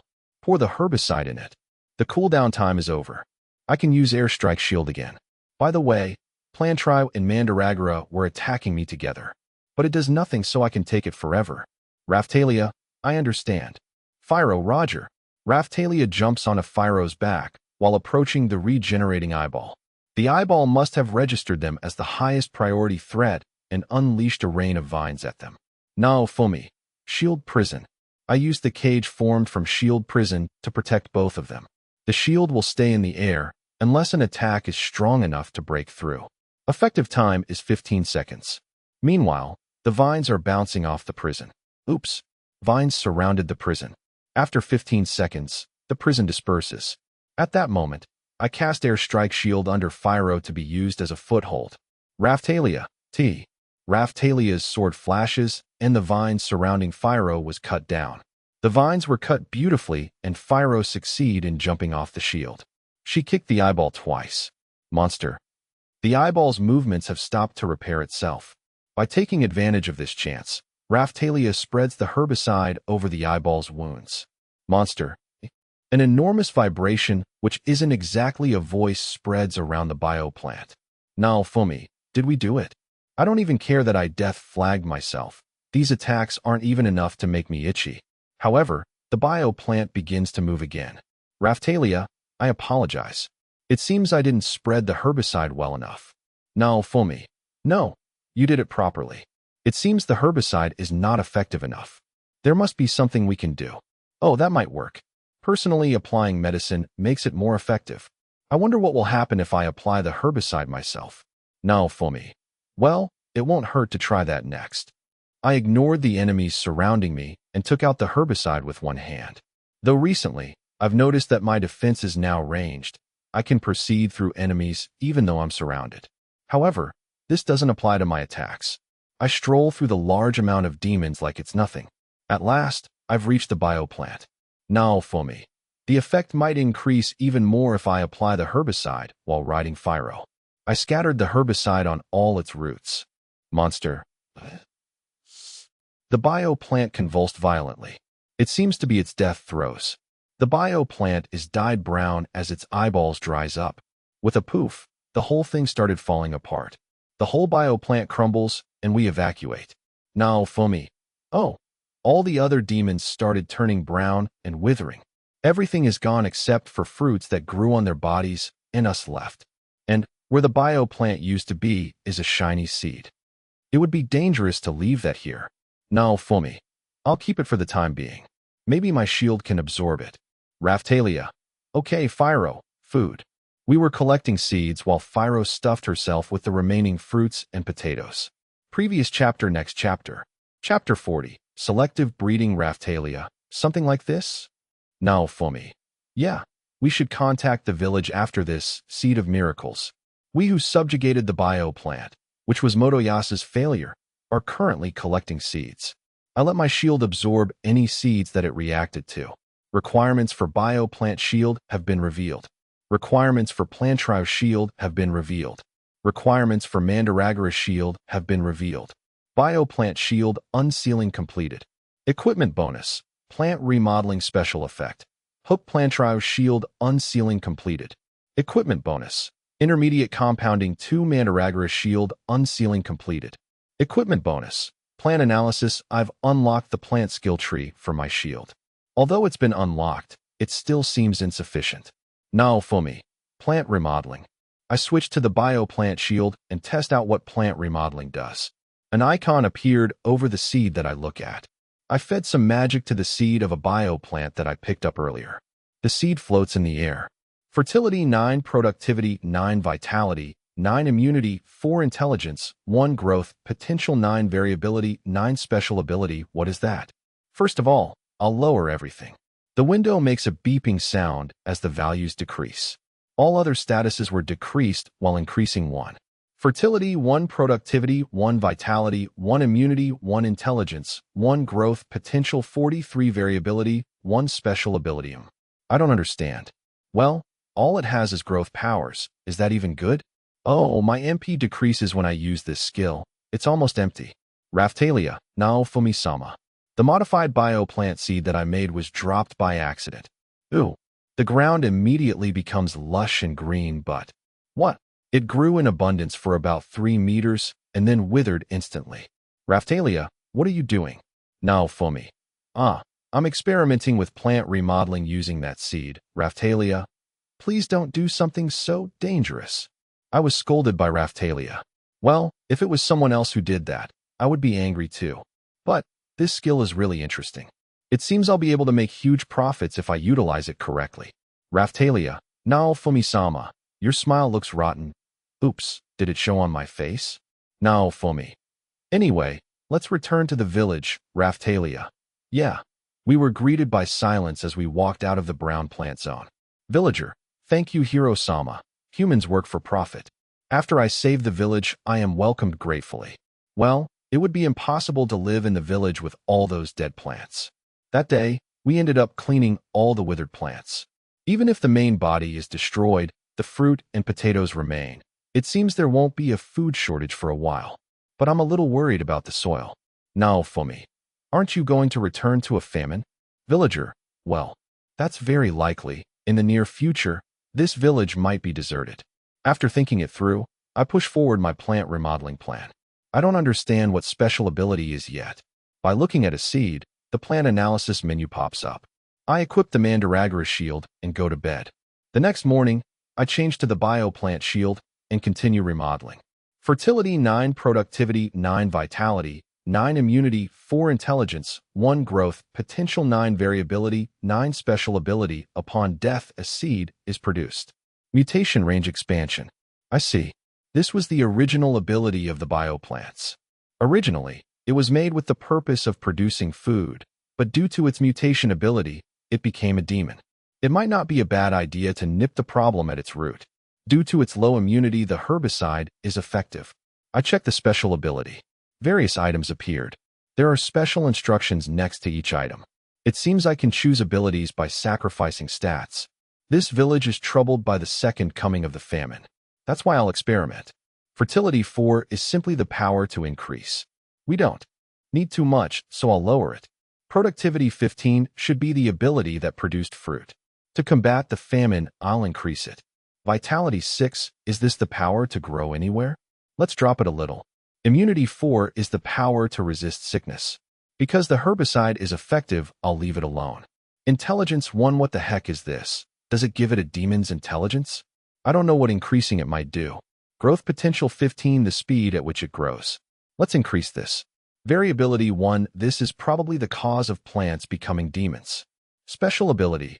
I add in an ability that increases quality of crops and cancel the mutation ability. Upon death, a higher quality seed is produced. Now, Fumi. It's completed, Raftalia. Is something wrong? Raftalia stirs and asks me sleepily. The villagers suggested that the saint and holy bird stay overnight in the village. The fruits and potatoes of the bioplant are quite delicious. It's an annoying plant, but it tastes good. If my remodeling succeeds, it will become the special product of the village. Now, Fumi. Continuing from yesterday is a bit. Raftalia, you're still at it? Now, Fumi. It's a little bad to leave things as is right. The famine will hit sooner or later. Therefore, I'll stop it by all means. Even if I can go shopping from different areas, it's impossible for this amount of people. It would be difficult for these inhabitants who have lived here a long time to move. Now, Fumi. Now then, I got off the carriage and dropped the seed onto the withered ground slowly. The plant grows and covers a corner of the former village site. Villager, what's happening? The people who were resting near the camp run up to get a closer look. Now, Fumi. My bad. It's just a little experiment. Villager, what are you doing? The villagers seem to be scared of the plants. Now, Fumi. Experiments to change this into a safe plant. Due to its low fertility, the plant stops growing.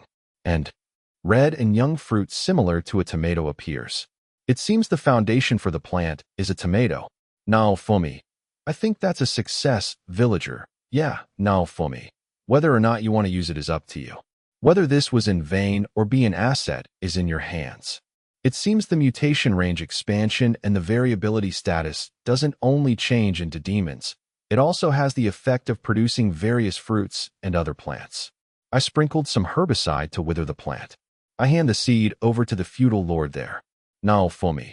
Well then, we'll be on our way, bye-bye. Phiro, who was already awake and stuffing herself with tomatoes, prepares to pull the carriage. Villager, please wait. Now, Fumi. What's up? Villager, we still haven't rewarded you yet. How now, Fumi. Are you fellows having difficulty with stock processing and going to push the problem on me? Villager, how about? My carriage has now become 4 vehicles. 3 of the carts were loaded with crops that came from the bioplant. It seems they were gifts along with the carts. I reluctantly received it because they presented it with a smile. After connecting the carts, Phiro pulls the carriage happily. Phiro, it's heavy and comfortable. As expected of a demon changed from a filorial, the journey continues while the carriage shakes. Additionally, after I realized the herbicide could be used as a weapon, I want to play with trance. It seems to be effective only on plants which have a parasitic ability. I don't understand its standards. Perhaps there are no traces of any demons in the bioplant. It might be just a simple plant. Well, it's fine. With Raphtalia and Phiro, I don't have to worry about being attacked. Let's think of a way to use the food that cannot be eaten first. That reminds me. I heard a rumor about a famine up north. I should go sell there. Now, Fomi. Let's depart for the north. Phiro, okay. Previous chapter, next chapter.